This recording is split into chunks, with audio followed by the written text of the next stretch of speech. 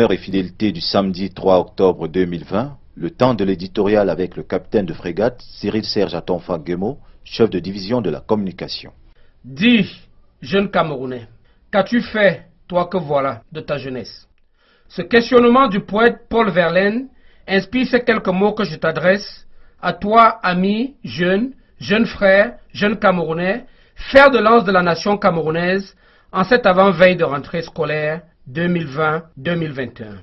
Quelle vie voudrais-tu mener? Quel pays espères-tu bâtir lorsque tu te laisses tromper par les messagers du mensonge et de la violence? En t'encourageant à mettre le feu à ton école, en déclarant des villes fantômes pour t'empêcher d'aller à l'école, en tuant tes frères et amis jusque dans les salles de classe, n'est-il pas assez clair que ces soi-disant libérateurs ont l'intention de favoriser la croissance de leurs seuls enfants, leur unique enfant, qui, eux, fréquentent assidûment les meilleures écoles en Europe et aux Amériques? Lorsque ces agents du mal et leurs enfants seront de retour demain, ils t'apparaîtront comme la lune dans l'obscurité, te disant et te conduisant où ils veulent, comment ils veulent et sans avoir à requérir ton avis. Sinon, pourquoi ces bienfaiteurs nourriraient-ils les hommes armés au lieu de soutenir les écoliers? Pourquoi veulent-ils que tu t'installes dans la forêt? Pourquoi mettent-ils le feu à la maison de tes parents alors qu'ils logent dans des villas de haut standing? Sache, jeune Camerounais, sache, jeune élève, sache, jeune écolier, sache, jeune universitaire, qu'en te poussant à tuer des jeunes gens qui, comme toi, veulent mener des activités économiques ou agricoles, leur objectif est de t'asservir, c'est-à-dire de te transformer en esclave par la faim, la pauvreté et l'ignorance, te maintenant ainsi dans une indigence propice à une perpétuelle dépendance. En tuant du personnel de santé et en incendiant les centres de santé et les hôpitaux, ils t'exposent aussi à souffrir et à mourir de maladies. Eux qui interdisent l'école, pourquoi juste-ils des commodités de la modernité? Comment ont-ils fait pour savoir conduire des véhicules, piloter des avions, des bateaux, des trains, pendant qu'ils t'incitent à détruire les ponts sur tes rivières? C'est seulement pour te maintenir captif, toi le jeune homme courageux et travailleur, toi la jeune fille fière et entreprenante. S'ils te réduisent à l'état de misérable mendiant, ce n'est que pour mieux s'enrichir avec le fruit de ton labeur. Pendant que tu risques ta vie, ils confisquent les bénéfices. S'ils t'aimaient autant qu'ils le prétendent, ils seraient venus construire des entreprises pour te procurer un emploi, ou alors ils auraient apporté des fournitures scolaires pour t'aider à construire ton destin, ou même des médicaments pour te prémunir du paludisme. Chers amis jeunes, chers jeunes Camerounais, chers écoliers camerounais, chers élèves camerounais, chers étudiants jeunes camerounais, tu devrais savoir qu'obéir à ces âmes tourmentées par la haine et la jalousie signifie renoncer à investir sur tes propres capacités, renoncer de croire à tes propres rêves. Pourtant, toi aussi, tu as droit à une vie décente. Rappelle-toi que seule la connaissance apportera un avenir meilleur à tous les Camerounais. Alors ne te laisse pas faire. Ne te laisse pas docilement conduire comme un mouton à l'abattoir. Reprends ton destin en main. Retourne sur les bancs de l'école ou rejoins un centre de désarmement, de démobilisation et de réintégration. Il y en a à Boya, il y en a à Bamenda. Tu y apprendras un métier profitable à toi et à la société. La société t'attend les bras ouverts. Chers jeunes scolaires, chers jeunes collégiens, chers jeunes universitaires, pour mieux préparer le retour à l'école, en ce mois d'octobre 2020, méditons ensemble cette pensée de Marcus Garvey, un afro-américain d'origine jamaïcaine qui dit, je cite, « L'éducation est le moyen par lequel un peuple se prépare pour la création de sa civilisation propre et aussi l'avancement et la gloire de sa propre race. » Je reprends. « L'éducation est le moyen par lequel un peuple se prépare pour la création de sa civilisation propre et aussi l'avancement et la gloire de sa propre race. » Fin de citation. À bientôt sur le chemin de l'école, pourrait-on dire. Et pourquoi ne pas invoquer le grand Africain Nelson Mandela, qui disait déjà, et impossible à ce jour de le démentir, je cite encore, « L'éducation est l'arme la plus puissante pour changer le monde. » Je reprends. « L'éducation est l'arme la plus puissante pour changer le monde. » Fin de citation.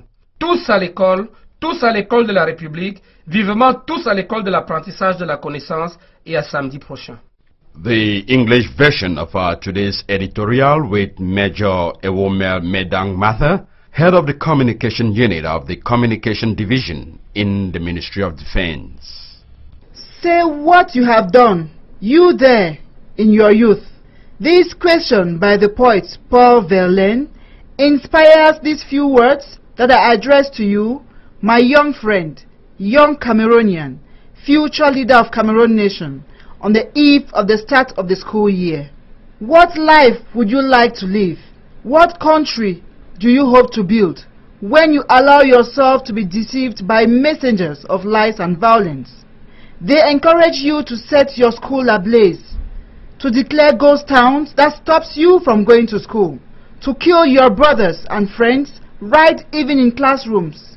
Isn't it clear enough that these so-called liberators intend to foster the progress of their children only, who diligently attend the best schools in Europe and the Americas? When these agents of evil and their children return tomorrow, they will appear to you like the moon in the dark, telling you and leading you where they want, how they want, and without having to ask for your point of view. Why else would these benefactors feed God men instead of supporting school children? Why do they want you to settle in the forest? Why are they setting fire on your parents' house while they are staying in high-standing villas? Know that by pushing you to kill young people who, like you, want to carry out economic or agricultural activities, their objective is to enslave you. That is to turn you into a slave through hunger, poverty, and ignorance, thus keeping you in constant poverty conducive for perpetual dependence. By killing health workers and burning down health centers and hospitals, they put you at risk of suffering and dying from disease. They who stop you from school, why do they enjoy the amenities of modernity?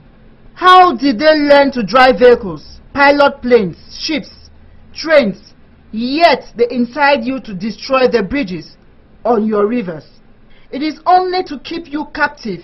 You, the brave and hard-working young man.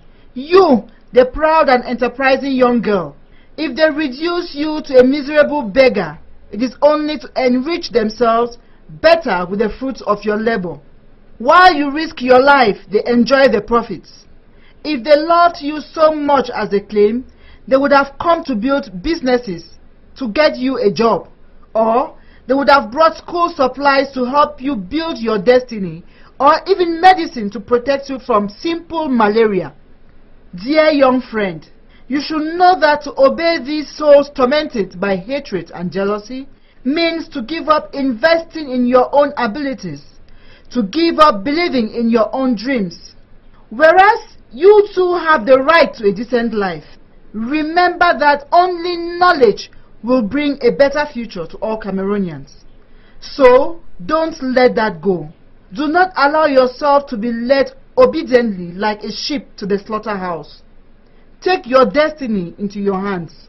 Go back to school or join a disarmament, demobilization and reintegration center. You will learn a profession that is profitable to you and to the society.